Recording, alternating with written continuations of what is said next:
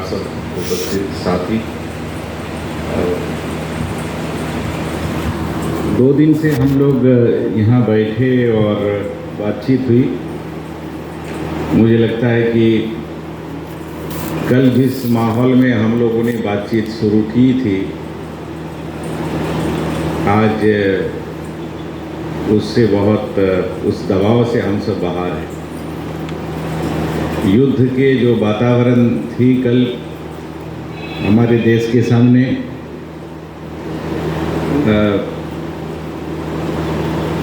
जब हम लोगों ने बैठक शुरू की और जो भावनाएं आप लोगों ने प्रकट की युद्ध को लेकर, और खास करके युद्ध को नकारते हुए शांति की जो बात पे आप लोगों ने रजामंदी दी, और जो चर्चा हुई दिन भर, तो लगभग शाम तक एक तरह से युद्ध पे विराम लगा। और दोनों देशों के जो सीमावर्ती क्षेत्र हैं जहाँ पे लोग रह रहे हैं, उन्हें काफ़ी जान माल बचा उनकी। उन्हें क्या कहेंगे, एक तरह से ये ईश्वर की वरदानी है उनके लिए, और हम सब के लिए भी, क्योंकि बहुत दुख हो रहा था, बहुत पीड़ा हो रही थी। जो लोग जहाँ भी थे, लोगों को मरते हुए देख रहे थे। नौजवान जो फौजी है उनको घायल होते, उनकी जाने जाते हुए वीडियोज़ आ रहा था। महिलाएं, बच्चे, वो सब चीख पुकार रहे थे। रात को जब लोग की सोने की समय है, उस समय लोग अपनी जान बचाते हुए भाग रहे थे। तो ऐसे विकट परिस्थितियों से दोनों देशों ने निर्णय लिया। हम उनका स्वागत करते हैं और धन्यवाद भी देते हैं दोनों देशों के नेताओं की, कि देर से सही पर उनमें सद्बुद्धि आई और उन्होंने युद्ध से खुद को अलग किया। अब बात यह है कि ऐसे समय में हम लोग जब सर्वोदय की चर्चा कर रहे थे, तो हमारी बार बार प्रासंगिकता यही हो रही थी कि गांधी जी की बात बार बार सबके मन में आ रहा था, सबके सामने आ रहा था। दुनिया भर में जो लेख लिखे जा रहे थे, तो लोग बार बार ये कोट कर रहे थे कि भारत तो गांधी का देश है, भगवान बुद्ध का देश है, महावीर स्वामी के देश है। तो कम से कम वहाँ से कुछ तो आवाज़ उठेगी, कुछ बात होगी, कुछ प्रेरणा तो होगी जो ये त्रासदी से मुक्त होगी। पर जिस अंदाज से हमारी पड़ोसी देश ने हमारी भावनाओं को ठेस पहुंचाया, भारतीय आत्मा को ठेस पहुंचाया था पहलगांव में, उसके बाद एक भारत में जो एकजुटता हुई, और हम लोगों ने सब मिल के हमारी अंदर जो धार्मिक भेदभाव पैदा करने की एक प्रयास था, उसको उस पर रोक लगाई और उसको नाकाम की। तो कल हम लोग इस तरह से काफ़ी चर्चा की, और शाम को जब देखा 5:30 के आसपास, तो काफ़ी हम सबको तसल्ली हुई। मैंने अभी अपनी बातों में कहा कि सर्वोदय में हमारी संगठन भी है, हमारी संस्थाएं भी है। कुछ संस्थाएं बहुत पुरानी हैं, और अधिकतर जो संस्थाएं हैं उसमें कुछ गांधी जी द्वारा स्वयं निर्मित संस्थाएं हैं, कुछ गांधी जी के देहांत के बाद उनके स्मृति में बनी हुई हैं, कुछ गांधी के जो समकालीन थे, उनके अनुयायी थे, उन लोगों ने निर्माण किए। इसी तरह से हमारे जो संगठन है, सर्व सेवा संघ का जो संगठन है, वो भी तब महसूस हुई इसके निर्माण की कि आप महात्मा गांधी जी नहीं हैं, तो उनके काम को कौन करेंगे। तो सेवाक्रम में चर्चा हुई, और चर्चा में विनोबा जी, नेहरू जी से लेके तमाम लोग उसमें उपस्थित रहे, और ये तय हुआ कि अब गांधी जी के काम को आगे ले जाना किसी एक व्यक्ति के बल के नहीं है, उस तरह से वो प्रेरित नहीं कर पाएंगे। इसलिए ज़रूरी है कि एक संगठन की और संस्थाओं की, एक संस्था की निर्माण हुई गांधी स्मारक निधि, और एक संगठन की निर्माण हुई अखिल भारतीय सर्वोदय मंडल, जिसको सर्व सेवा संघ भी कहा जाता है, लगभग एक ही समय में कुछ 6 महीना 8 महीना का इधर उधर है। गांधी स्मारक निधि एकदम पहले ही बनी, क्योंकि जो गांधी जी के श्राद्ध दिवस था उसी दिन बैठे। नेता सब भावनाओं में बहुत पीड़ित थे, पूरे देश पीड़ित थे, तो उन भावनाओं में थोड़ा मरहम लगाना था, तो गांधी जी के स्मृति को अक्षुण्ण रखने के लिए गांधी निधि की निर्माण। उसे ठीक कुछ ही महीने बाद फिर सर्व सेवा संघ के बारे में भी चर्चा हुई और सर्व सेवा संघ की निर्माण हुई। अब जो संस्था है उनके काम ये सौंपा गया कि जो गांधी जी के 18 रचनात्मक कार्यक्रम हैं उसको ध्यान में रख के वो काम करेंगे, और उसी तरह से जो संस्था जो संगठन है वो इन समाज में जो क्रांति का काम होगा, जो सत्याग्रह का काम होगा, जो प्रतिकार के काम होंगे उसको हाथ में लेंगे। उसके साथ साथ वो ऐसे वातावरण निर्मित करेंगे जिससे समाज में एक अहिंसक वातावरण तैयार हो। तो वो एक दूसरे का जो पूरक थे, संस्था और संगठन एक दूसरे के पूरकता पे काम किया। उसके बाद एक लंबे समय बीता। आप सब लोग जानते हैं कि इमरजेंसी आई, संघर्ष हुआ, हमारी संगठन उसमें भिड़े और फिर बाद में कमज़ोर हुई। तो कई कारण हैं, एक लंबी इतिहास है, ये यात्रा है। अभी मध्य प्रदेश सर्वोदय मंडल में जो स्थिति है उसको हम लोग कैसे बेहतर करें, ये हम सबके सामने चुनौती है। तो अभी काफ़ी लोग जो है यहाँ नौजवान साथी जो यहाँ आए हैं इस बार, वो सब प्रतिभा संपन्न है, अनुभव भी है उनके साथ। तो मुझे ऐसा लगता है कि वो इसमें जुटेंगे। ऐसा ज़रूरी नहीं कि 8 या 9 नाम जो लिया गया है वही, इसके अलावा भी जो बाहर हैं, जो आ नहीं पाए और जो आए हैं और काम करने की इच्छा रखते हैं, मुझे लगता है उनको भी आगे आना चाहिए। कुछ साथियों को इसलिए चिन्हित किया गया क्योंकि उनकी कुछ जिम्मेवारी भी चिन्हित की जाएगी, ये इसलिए हुआ। पर मुझे लग रहा है कि हम जो लोग सब इस सम्मेलन में आए हैं, ये उन सभी सम्मेलन के साथियों का एक फर्ज है। मध्य प्रदेश बहुत बड़ा है, विशाल है, 50 से अधिक जिले हैं, अलग अलग क्षेत्र हैं। अब तो वो छत्तीसगढ़ से अलग हो गया, फिर भी इधर गुजरात राजस्थान से लगे हुए हैं और कहाँ वहाँ पे सिंगरौली तक। तो ये एक लंबी है दूरी है। यहाँ पे यूरोप के कई देश मिलके भी उससे भी ज़्यादा बड़ा क्षेत्रफल है। तो ऐसी जगह में एक संगठन चलाना, एक राष्ट्रीय संगठन चलाना जैसे ही है। तो मानव रखी अब आप लोग की बात हो रही थी, कुछ सवालों का स्पष्टीकरण इसलिए भी देना जरूरी है। वो बार बार देते हैं, हर बार देते हैं मीटिंगों में, फिर भी देना जरूरी है। सर्वोदय मंडल की जो कार्यालय है वो गांधी भवन के साथ जुड़ा हुआ है, इसी परिसर में है। जब गांधी भवन बनी गांधी जी के शताब्दी वर्ष के बाद, उसके बाद सर्वोदय के साथियों को लगा कि प्रदेश की कार्यालय भी यहाँ होना चाहिए, तो उस हिसाब से एक भवन की निर्माण की गई। उसमें गांधी भवन न्यास भी आर्थिक मदद की, और जो सर्वोदय के साथी थे उन्होंने भी गांव से, शहरों से चंदा इकट्ठा करके उसकी निर्माण की। हमारे नामदेव जी उसमें एक व्यक्ति है उस जमाने के, जो इस काम की चश्मदीद गवाह भी है। आप जो लिखा पढ़ी इस तरह से कुछ होता नहीं था उस जमाने में, तो व्यवहार प्रेमपूर्ण व्यवहार था। तो उस समय में जितना निर्माण हुई थी उसका उपयोग सर्वोदय के काम में होता रहा। उसके बाद कुछ और निर्माण गांधी भवन वहाँ आसपास में किया, पर जमीन सब गांधी भवन न्यास के नाम पे ही है।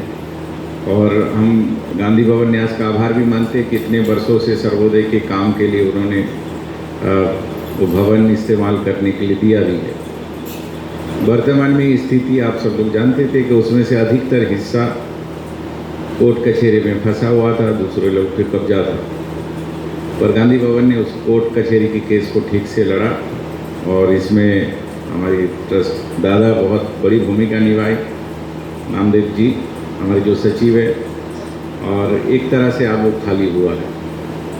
तो अब हम उस स्थिति में है कि सर्वोदय के जो काम है उसको और बेहतर करने के लिए उस जगह का उपयोग किया जाएगा। तो उसमें एक आध कमरा बननी चाहिए, जो सर्वोदय के साथी है वो आके रुक सके और काम कर सके। आप लोगों ने भी सवाल उठाया कि कुछ संस्थाओं में आना चाहिए लोग, निःशुल्क व्यवस्था भी होनी चाहिए, कुछ कम खर्चे में भी व्यवस्था होनी चाहिए, इसमें कोई शक और संदेह नहीं है। क्योंकि हमारे जो साथी है जो दूर दराज में काम करते हैं, उन्हें कभी कभार भोपाल आने की ज़रूरत पड़ सकती है, उनके परिवार को भी कभी कभी ज़रूरत पड़ सकती है।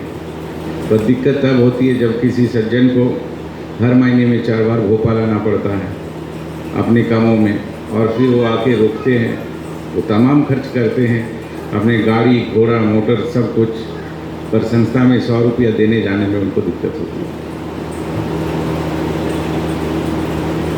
कुछ सज्जन यहाँ से हवाई जहाज़ में दिल्ली तक गए, वहाँ से अपने प्राइवेट टैक्सी से अपने घर गए, पर यहाँ जब रुके उनका खाने से लेके खर्च से लेके 15-16 दिन की जो सारे खर्च है वो हम लोग को उठानी पड़ी। तो इसलिए ये इस व्यवहार की जो बारीकी है, इसमें कभी कभी थोड़ा बहुत छिटपुट बातें हो जाती है, उसको बड़े दिल करके दोनों पक्ष से वो करनी चाहिए, मुझे लगता है। इसलिए सर्वोदय भवन में अब एक कमरा तैयार करनी चाहिए, जिसमें पर उसमें वही लोग आए और ठहरे जो सर्वोदय के काम पे आए। दिल्ली में मैं जिस संस्था में हूँ, हमारे पास भी एक गेस्ट हाउस है। मैं ये विडम्बन आप लोग के सामने इसलिए रखना चाहता हूँ कि ये स्पष्ट हो जाए। नहीं भी होता तो कोई बात नहीं होती, मैं ये बात नहीं भी रखता तो कोई फर्क नहीं पड़ता। वहाँ भी देश भर के लोग आते हैं। अब वो हमारी पुराने ज़माने का जो रेट है 80 रुपया में भोजन, अब दिल्ली में 200 रुपया के नीचे एक कटोरा दाल भी नहीं मिलती। पर अभी भी वही है, जो कुक है हमारा जो भोजन बनाता है, उसके जो साल भर के खर्च है, जो तनख्वाह उनको देते हैं, वो भी निकालना हम लोग के लिए मुश्किल हो जाती है। 100-150 रुपया में दिल्ली जैसी जगह में अगर रुकेंगे, क्योंकि जो आपके लिए वो घर को सफाई करेंगे, जो चादरें धोएंगे, जो उस बिजली बिल का मकान के जो बिजली है उसकी जो खर्च है, और वो जो प्रॉपर्टी है उसका टैक्स, आपको अंदाज होगा इस गांधी भवन में 60 लाख रुपये का प्रॉपर्टी टैक्स, वो जब चुकाते हैं और चुकाने के बाद कहीं से भी जब 1 रुपया नहीं आता, तो थोड़ा बहुत अगर कोई सहयोग के रूप में रख दिया जाता है तो उसके लिए भी सवाल उठ सकता है, कोई दिक्कत नहीं। जिन्हें ज़रूरतमंद है और जिन्हें मदद करनी चाहिए, वो संस्था के लोग भली भांति करते हैं। कई बार किया है, हमारे बहुत सारे साथी दुर्घटना में घायल हुए, भोपाल आए इलाज के लिए, कुछ और काम थे, उनके परिवार के लोगों ने यहाँ मदद की गई। हम लोगों ने एक और संस्था बनाई थी, गांधी शांति प्रतिष्ठान, उसकी हेडक्वार्टर दिल्ली में, ये गांधी निधि ने बनाया हुआ एक संस्थान, उनके पास भी एक हॉस्टल है। तो वहाँ पे भी ऐसे कुछ खाने पीने का खर्च है, बहुत मामूली से है, कोई खास ज़्यादा नहीं, 5-10 रुपया कुछ बढ़ा दिया गया था पिछले कुछ समयों में। अब जो रेट आप 2008-10 में है, अब अगर 26 में आप वही चाहते हैं तो बहुत मुश्किल है।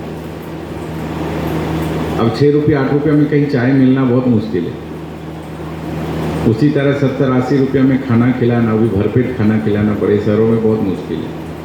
तो हम लोग की जब चर्चाएं हो रही थी कि इसको कैसे क्या किया जाए, तो बहुत आप लोग को लगेगा कि लोग कुछ सोचते नहीं हैं, ऐसे ही कर देते, ऐसा नहीं है। उसमें बहुत बारीक विश्लेषण किया गया कि हम लोग के पास कितने लोग आते, कितने लोग खाना खाते, हम लोग को रेशन का खर्च कितना होता है, जो लोग भोजन बनाने के साथ जुड़े उनके कितने तनखे जाते, सब कुछ जोड़ने के बाद जब देखते हैं तो एक बहुत बड़ा अंतर है। बहुत लोग हमारे पास आते कि हमें दे दीजिए, आउटलेट्स दे दीजिए, हम लोग करेंगे, आपको जितनी पैसे चाहिए आप बता दीजिए, हम लोग ले लें। पर अभी भी ये है कि हमारी संस्थाएं उसमें फंसे नहीं है, और वो अभी भी ये है कि नहीं, पूरे देश में कहीं पे तो लोग हैं हमारी सर्वोदय के, जो भी लोग, वो आके कह सकते हैं इस शहर में आके कि नहीं हमारे लिए एक स्थान है। तो ये एक स्थिति है, इसको आप जैसे जैसे संस्थाओं के साथ जुड़ते जाएंगे वो उस चीज़ को और गहराई से समझते जाएंगे। अभी मध्य प्रदेश सर्वोदय मंडल के मैं फेसबुक पेज देख रहा था, तो मुझे लगता है कि भारत में जितने सर्वोदय मंडल है उसमें से सबसे बेहतरीन है और सबसे एक्टिव फेसबुक पेज में से एक है। दूसरे राज्यों के जो पेज है, जो सोशल मीडिया में उपस्थिति है, वो शून्य बराबर है, और कहीं पे है भी है तो कुछ खास इस तरह से है नहीं। इसलिए हमारे एक साथी ने उसमें आग्रह किया कि एक पेज सोशल मीडिया में और एक पेज और पढ़ना चाहिए, उस पर भी काम होना चाहिए। जहाँ तक 20 जिलों में जो संगठन खड़ा करना है, तो मुझे लगता है हम 20 क्यों सोचें, हम जहाँ हैं, अगर बगल में हमारी कोई पहचान है बगल के ज़िले में, तो हम वहाँ तक अपने पहुँच को बढ़ाएं, थोड़ा मेहनत करें। इसलिए एक लंबा समय जो है 5-6 महीने दिया है, क्योंकि गर्मी टल जाए, गर्मी में बाहर जाने के लिए मध्य प्रदेश में बहुत दिक्कत है, और उसके बाद बरसात और थोड़ा सा उसके बाद जो समय मिल जाएगी उसमें आप लोग ट्रैवल कर सकते हैं। अब आर्थिक स्थिति सर्वोदय मंडल के लिए कैसे सुधरेंगे, ये सब बातचीत करने के लिए बातचीत करना चाहिए। आपकी जो यहाँ भवन है, उस भवन में भी थोड़ा सा उपयोग करके, ताकि आपके जो कार्यालय है उसको संचालन करने के लिए थोड़ा व्यवस्था हो सकती है कि नहीं, ये भी सोचनी चाहिए। इसमें गांधी भवन न्यास की ओर से जितनी मदद की आवश्यकता है हम लोग करेंगे। जहाँ तक प्रशिक्षण का सवाल है, देश भर में इस समय बहुत सारे प्रशिक्षण हमारी संस्थाओं के द्वारा, अलग अलग संस्थाओं के द्वारा संचालित की जा रही है, जिसमें आप लोग को जो बार बार है कि गांधी विचार के प्रचार और प्रशिक्षण, तो इसमें बेसिकली ये है कि साहित्य, तो गांधी जी के साहित्य हमारे इसमें उपलब्ध है ही। तो जो मध्य प्रदेश सर्वोदय मंडल के व्हाट्सएप ग्रुप है और फेसबुक पेज है, उसमें भी गांधी विचार और दर्शन पे लगातार मैं देखता हूँ वार्ताएँ हैं, और उसकी विचार के जो कुछ कहानी है, कुछ कोट्स है, वो लगातार दे रहे हैं। इसके अलावा हमारी जो शिविर सम्मेलन हो रही है, कई संस्थाएं हैं जो शिविर सम्मेलन कर रही है। गांधी स्मारक निधि कर रहे, राष्ट्रीय युवा संगठन कर रहे, सर्व सेवा संघ कर रहे, गांधी शांति प्रतिष्ठान कर रहे, हरिजन सेवक संघ कर रहे, बहुत सारी संस्थाएं अलग अलग तरीके से युवाओं के बीच में काम कर रहे हैं और बुजुर्गों के लिए भी काम कर रहे हैं। तो हमारी जो कार्यकर्ता सम्मेलन है साल भर में 2 से 3, वो राष्ट्रीय सम्मेलन से लेके प्रादेशिक सम्मेलन इस सब में होते हैं। पर दिक्कत ये होती कि समय पे आप लोगों तक सूचना नहीं पहुंच पाता, सूचना भी पहुंचते तो आप लोग के अपना काम होते तो पहुंच पाना मुश्किल हो जाता। तो पर ये है कि अगर उसको जुड़े रहेंगे और लगातार इस पे बात होगी तो ये बहुत ज़रूरी है। पर मैं मध्य प्रदेश के संदर्भ में कहूँगा कि हमें यहाँ हमारी संगठन मजबूत बहुत आवश्यक है, क्योंकि प्रदेश में जो स्थिति है वो अनुकूल नहीं है। जैसे आपने कहा कि विदिशा में एक ऐसी जगह है जहाँ पे सब दूसरे विचार के लोग, और दूसरे विचार के लोग हैं, उनके संगठन हैं, तो हमें हमारे लिए कोई गुंजाइश नहीं। बचपन में मैंने 3 संगठन के साथ मेरा भी परिचय हुआ और मेरे परिवार में ये सब चीज़ था। एक तो समाजवादी संगठन जो आपस में हमेशा ही लड़ते झगड़ते हैं, दूसरा हमारी सर्वोदय वाले, बहुत ही लचीला खुलापन है, और तीसरा एक है वामपंथी संगठन जो एकदम बिल्कुल रेजिमेंट की तरह। तो मेरे परिवार में तीनों तरह के लोग देखा हूँ। चौथा वाला आरएसएस वाला कोई था नहीं परिवार में, और इसलिए कभी देखने को मौका नहीं मिली। पर इन तीनों संगठन को देखा हूँ, इसलिए संगठन के कामकाज करने का तरीका को भी समझता हूँ। और हमारी संगठन है जो बहुत ही वैचारिक एक खुलेपन है, विविधता है, ये सभी लोग का स्वागत करता है, उनके हुनर की, उनकी भावनाओं की, उनकी धारणाओं की, उनकी कामकाज करने की शैली की, इन सबको। और जब आप इतना खुली छूट और आज़ादी देते और किसी भी संगठन में इस तरह का आज़ादी देके काम के लिए आगे बढ़ते हैं, तो स्वाभाविक है उस संगठन की जो कसावट है वो उतना नहीं रहता। पर ये उन्मुक्ता और क्या कहेंगे, हमें विमुक्त करता है। हमें और बेहतर इंसान बनाने के लिए प्रेरित करते हैं। अगर यहीं पे एक रेजिमेंटेशन होती और दूसरी तरह से जिस तरह से संगठन के लिए किया जाए, एक तरह से और अनुशासित करने के नाम पे, तो फिर वहाँ आपकी आत्माएं खत्म हो जाती। हम देख रहे संगठन तो है, वहाँ लाठियाँ पकड़ा दी गई, सब कुछ पकड़ा दी गई, ट्रेनिंग दी गई, रोज ट्रेनिंग देते सुबह से उठ के, पर वो आत्मा कहाँ गायब हो गई। इसलिए जब भी वो मुंह खोलते तो जहरीली ही बात करते। तो ये जो सवाल है, हमारी संगठन क्यों अलग है, इस चीज़ को समझने की ज़रूरत है, और हमारी कार्य प्रणाली भी क्यों। पर ऐसा नहीं कि हम लोगों ने महत्वपूर्ण काम नहीं किया। आप लोग थोड़ा सा गौर से अगर देखेंगे, इस समय बहुत कम है, पर अगर गौर से देखेंगे हमारी संगठन का काम, कल मैंने जिक्र किया 1962 में चीन की लड़ाई में 11,000 गांव में हमारे संगठन के लोगों ने पहुंचे और लोगों में विश्वास जगाया कि आपको भारत के साथ रहना है, चीन के साथ जाना नहीं। बहुत लोग करते कि हम लोग को 2 दिन के लिए समय दे दीजिए, हम जाके पाकिस्तान तक चले जाएंगे, और भी संगठन के लोग बात करते, सुबह अपना डंडा घुमाते और जाता कोई नहीं। पर हमारे साथियों ने गए, जब अशांत हुई, आसाम अशांत हुई, कश्मीर हुई, लोग पहुँचे। अभी भी लोग कोई पीछे नहीं है कि हमको जाने के लिए नहीं, पर जाने दे नहीं रहे। पिछले 1-2 साल पहले भी लोग कश्मीर तक गए। 370 धारा हटने के बाद जो कश्मीर की स्थिति बनी, और उस समय में भी लोग पहुँचे, और शांति की बात, ये कोई मामूली बात नहीं है। और हमारी संगठन केवल इस तरह से आपदा वाला काम नहीं किया, रचना का भी काम किया। आप लोग को मालूम हुआ कि जो धान बोने का तरीका है, कि कैसे धान की बुआई होगी, ये सन 52 पे ट्रेनिंग दिया गया हमारी संगठनों के द्वारा, संस्थाओं के द्वारा। और पूरे जो समुद्र क्षेत्र के किनारे वाली जो राज्य है जहाँ धान उगते हैं, उन सब में बहुत बड़े पैमाने में काम हुआ। और सन 57 तक 5 साल में देखिएगा धान की जो उत्पादन है उसमें वृद्धि हुई। और खुद प्रधानमंत्री नेहरू जी कर रहे कि ये काम का मॉनिटरिंग कर रहे, हर मीटिंग में पूछ रहे कि सर्वोदय के लोग धान रोपण करने का जो काम है उस पर कितनी तरक्की। भारत में कुष्ठ रोगियों का जो एक दौर था, आप सब लोग जानते कि गांधी जी ने कुष्ठ रोगी की सेवा की। एक ऐसे लांछन था उस बीमारी के साथ कि लोग छूने से भी डरते थे। मानवता के लिए एक अभिशाप था उस जगह में उस बीमार लोगों की सेवा करना, उनको छूना, समाज में उनको स्थान देना, और धीरे धीरे काम करके पूरे भारत को कुष्ठ मुक्त करना। ये दुनिया में अद्वितीय काम है, एक बीमारी को इस तरह से ख़त्म करना, और वो भी साधारण से कार्यकर्ताओं के बल पर। और ना केवल हमारे देश में, बल्कि जो दूसरे साउथ एशियन कंट्री है वहाँ पे भी जाके इस बीमारी से मुक्ति दिलाने के काम किए। आप लोग कहेंगे कि हमारे इतिहास बहुत अच्छे हैं, मजबूत है, जिस पे हम गर्व कर सकते हैं।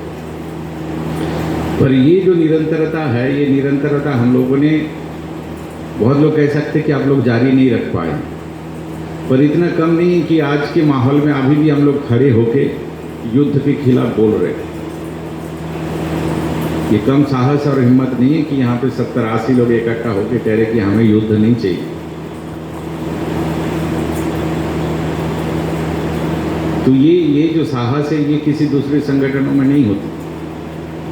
तो आप इतनी बड़ी अगर हमारी ऊपर जिम्मेवारी है, उसके बोझ में भी मैं नहीं चाहता हूँ कि हमारे सब साथी लग जाए या डल जाए, या हम लोग उस पर बोझिल महसूस करें। बिल्कुल आनंद के साथ इस विचार यात्रा में आप लोग जुड़िए और आनंद लीजिए, निर्माण की, रचना की, और ज़रूरत पड़ने पे साहस दिखाने का भी।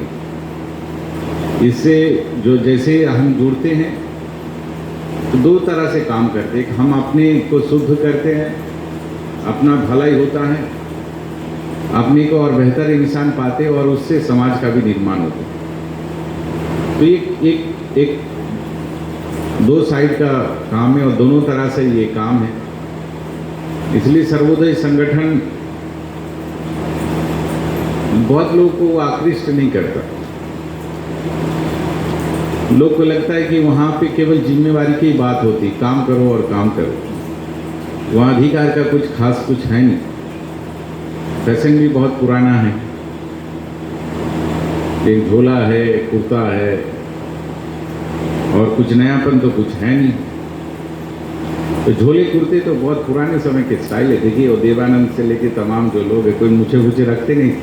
हमारे सर्वोदय लोग का भी एक अपना खास स्टाइल है, एक फैशन है, क्योंकि वो एक पहचान है कि कोई आ रहा है, वो सर्वोदय वाला आ रहा है। इसलिए मैं अभी कुछ दिन समय पहाड़ पे गया था एक कार्यक्रम पे, तो कहते वो सर्वोदय ही आ गए। तो लोगों में एक भरोसा था, और ये भरोसा तब से जागा था जब स्वतंत्रता संग्राम चल रही थी, तब से ये लोग हैं आपके कठिन समय में। तो इसीलिए वो हम लोगों ने, हमारी जो फॉर्म है लोक सेवक, उसका नाम दिया गया है, लोगों की सेवा करना। और सच्चे से लोक सेवक वही होगा जो किसी भी समय में लोगों के लिए खड़े हो। और आम जनता की अधिकार होगा कि वो लोक सेवक के घर जाए, दिन हो या रात हो, किसी भी समय उसके घर की कुंडी खड़का सकते। और लोक सेवक उस स्थिति में होंगे, उसके जीवन और आचार इतने बेहतरीन होना चाहिए कि वो कुंडी खड़काते ही वो बाहर आए, उसको उस परिस्थिति में होना चाहिए। तो जीवन की इतनी तपश्चर्या अगर हम लोग कर पाते हैं तो हमें लगता है कि हमारी जो कामकाज है वो बढ़ सकते हैं। जो टास्क दी गई है वो बहुत बड़ी टास्क नहीं है, टास्क छोटा है, क्योंकि 30 लोगों को अगर इकट्ठा करना है तो मुझे लगता है बहुत मामूली सी टारगेट है। इससे कई गुना ताकत आप लोगों में है। या जो साथी यहाँ जुटे हैं, अब मन में एक संकल्प कीजिए कि क्या आप 1 मिनट के लिए आप सोच लीजिए कि आप 2 लोग को नहीं जानते, 3 लोग को नहीं जानते, आप जो आपके साथ सहमत हो, आपके विचारधाराओं से सहमत हो, या इस काम में जुड़ सके। हो ही नहीं सकते, जरूर होगा। तो बहुत टारगेट जो है बहुत बड़ा नहीं है, पर बहुत पॉइंटेड है, निर्धारित है। वो 20 जो है वो न्यूनतम है, उससे कम नहीं है, उतना आपको करना है। उसके ऊपर जो है, उसके ऊपर आपको ज़्यादा जहाँ जाना है उतना करना है। तो ये एक काम हम लोग को करनी है।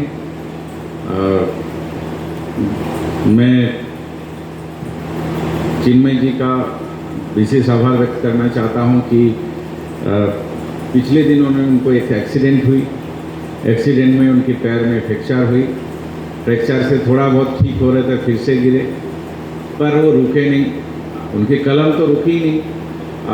आप लोग पढ़ते हैं उनके जो लेख है वो किस तरह से वो लिखते हैं।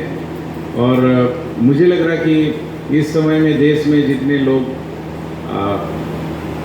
जो लिखने वाले लोग हैं, उनमें से एक प्रमुख व्यक्ति है जो जिनके लेख पूरे समाज को आंदोलित कर रहे हैं। उन्होंने सर्वोदय मंडल की जो जिम्मेवारी लेने के लिए जब स्वीकार किया था, तब से लेके अब तक काफ़ी काम किए हैं आपने। और आज ये जो दिख रहा है इतना संगठन में, तो आपको एक नौजवान साथी भी मिला, अंकित भाई, और अंकित जी हमारी गांधी भवन न्यास से भी जुड़ा है।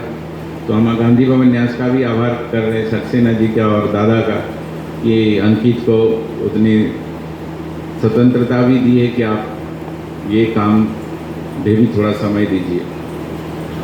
पर जो साथी हम लोग इतने जो लोग हैं, अगर ये जुड़ जाएंगे तो ये काम हो जाएंगे। मैं यहाँ हमारे बलराम भाई है, वो सतना से है, बरसों से जुटे। सतना से बहुत लोग आते थे पहले, ब्रिज बिहारी तिवारी जी थे, वो हम उनके घर भी गए थे, उनके सुपुत्र आए हैं। और सीता प्रसाद जी थे, शीतल प्रसाद जी थे, अभी हमारी अध्यक्ष जी आए हैं वहाँ जिला सर्वोदय मंडल में से त्रिपाठी जी। तो काफ़ी है। अभी वो राम दुलारी पाठक जी आ नहीं पाए, मंजू जी आए हैं, तो बहुत सारे साथी हम लोग। एक समय उज्जैन में हमारी बहुत सारी साथी थी। हमारी जो सर्वोदय पत्रिका है उसके 300 कॉपी हर महीने जाता था उज्जैन। और मैं ये बहुत पुरानी बात नहीं कह रहा हूँ, जब मैं इसमें अध्यक्ष था तब भी उसमें 300 लोग जाते थे। अब पता नहीं ये पिछले 2-3-4 सालों में से उसमें से खास एक कार्यकर्ता थे जोशी जी, रमेश चंद्र जोशी जी। तो जब से वो निष्क्रिय हो गए तो तब से वहाँ का थोड़ा काम कमज़ोर हो गया है, इसलिए पत्रिका पहुँच नहीं रहे। क्योंकि पत्रिका में अभी छपने में नहीं छप पा रहे, उसमें कुछ दिक्कतें आ गई है। क्योंकि जब से हमारी वो कार्यालय टूट गया है तो हमारी आधी ताकत उसमें से चली गई। आप लोग जानते हैं वाराणसी में हमारी जो सर्व सेवा संघ के प्रकाशन था उसको तोड़ दी गई। तो वो एक चीज़ है। पर अभी जो स्थिति है वो फिर से डिजिटली आ गया है, मोबाइल में आ जाता है फाइल के रूप में, PDF में और वर्ड में भी वो बना के भेज रहे हैं। तो वहाँ से आप उसको पढ़ सकते हैं, उसको दूसरों के साथ शेयर भी कर सकते हैं। पर वो आप आ जाएंगे, कुछ 1-2 महीने और लगेगा। हम लोग एक जगह देख रहे हैं जहाँ से उसको फिर से प्रकाशित करना हो, क्योंकि जो हमारी कम से कम 2 करोड़ का किताब था और वो 8-10 ट्रैक किताब थी, तो उसको रखना और पुरानी जो पांडुलिपि थी उसको व्यवस्थित करना एक बड़ा काम था। तो अब एक जगह मिला है, पुरानी किसी ने एक घर दिया है कुछ महीने के लिए, तो उसमें व्यवस्थित कुछ छांट छोड़ के व्यवस्थित किया गया है। कुछ अलग अलग जगह में उसको ट्रांसफ़र किया जा रहा है। ये बहुत खतरा है। इसलिए गांधी जी की जो विचार की जो विरासत है उसको भी फैला के रखना है। अगर एक जगह में रहेंगे ना तो सब हड़प जाएंगे और ख़त्म कर देंगे उसको। और उसकी साजिश जारी है। अगर एक दफ्तर में, एक संग्रहालय में उसको आप मौजूद रखिए और उसको विकेंद्रित नहीं करेंगे तो ख़त्म कर देंगे। इसलिए इसको डिजिटली किया गया है और कई अलग अलग जगह में इसको छुपा के रखा गया है ताकि ये चाह के भी वहाँ तक नहीं पहुँच सकेंगे। और ऐसे 100 साल बाद भी जब ज़रूरत होगा मनुष्य को, मानवता को, गांधी जी के विचार वहाँ से निकलेंगे। आप लोगों ने मालूम है कि किस तरह से जो उनकी छपी हुई किताब थे उसमें फेरफार किया, उसमें छेड़छाड़ की गई, उसको सुधार किया गया, अंग्रेजी में हो गया, हिंदी का काम भी लगभग पूरा हो गया।